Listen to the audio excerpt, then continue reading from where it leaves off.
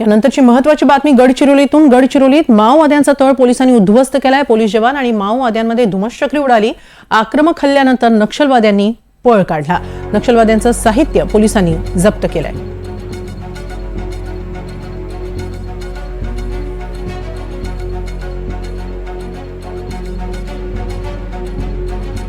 गेल्या काही दिवसांमध्ये नक्षलवाद्यांविरोधात मोहीम तीव्र केली जाते आहे आणि त्यातच आता गडचिरोलीमध्ये नक्षलवाद्यांचा एक मोठा तळ उद्ध्वस्त करण्यात यश आलेलं आहे।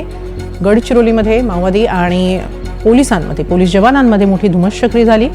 या धुमश्चक्रीनंतर नक्षलवाद्यांनी त्यांचं साहित्य तिथंच टाकून पळ काढला। नक्षलवाद्यांचं साहित्य पोलिसांनी जप्त केलेलं आहे।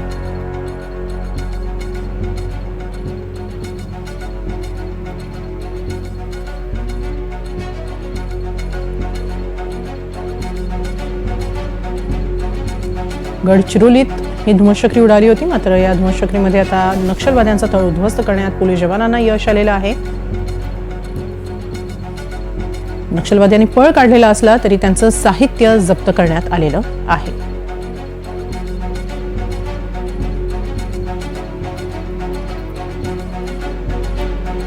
गडचिरोली तसंच नक्षलग्रस्त भागात गेल्या काही दिवसांपासून जोरदार मोहीम सुरू आहे नक्षलवादाविरोधात आणि त्यात अनेक नक्षलवाद्यांना कंठस्नान घालण्यात यश आलेलं आहे। तर आजही एक मोठी धुमश्चक्री उडाली आणि त्यानंतर नक्षलवाद्यांनी तिथून पळ काढलेला आहे। आपण याबाबत अधिक माहिती घेऊया आमचे प्रतिनिधी मनीष रक्षमवार यांच्याकडून। मनीष, काय नेमकं घडलं?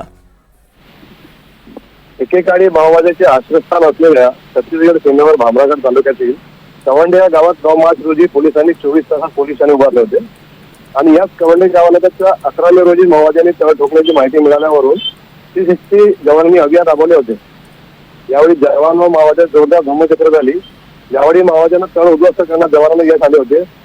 जवान आक्रमक झाल्यानंतर माओवादी तिथून पळून गेलेले आहेत आणि ते जे घटनास्थळ आहे हे घटनास्थळ अबू जमान आणि छत्तीसगडच्या बॉर्डरवर आहे।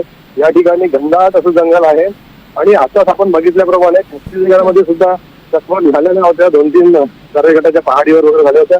बहुतेक तिकडले जे नक्षली जे आहेत ते इकडे लपण्याकरिता आलेले असतील, कारण की आपण जर बघितलं असता उत्तर गडचिरोलीमध्ये नक्षली पूर्णपणे समाप्त झालेले आहेत आणि दक्षिण गडचिरोलीमध्ये काही प्रमाणात होते असं येथील पोलीस अधीक्षक निलोत्पल यांनी सांगितलं होतं। नक्की, धन्यवाद मनीष, आपण दिलेल्या या सविस्तर माहितीबद्दल।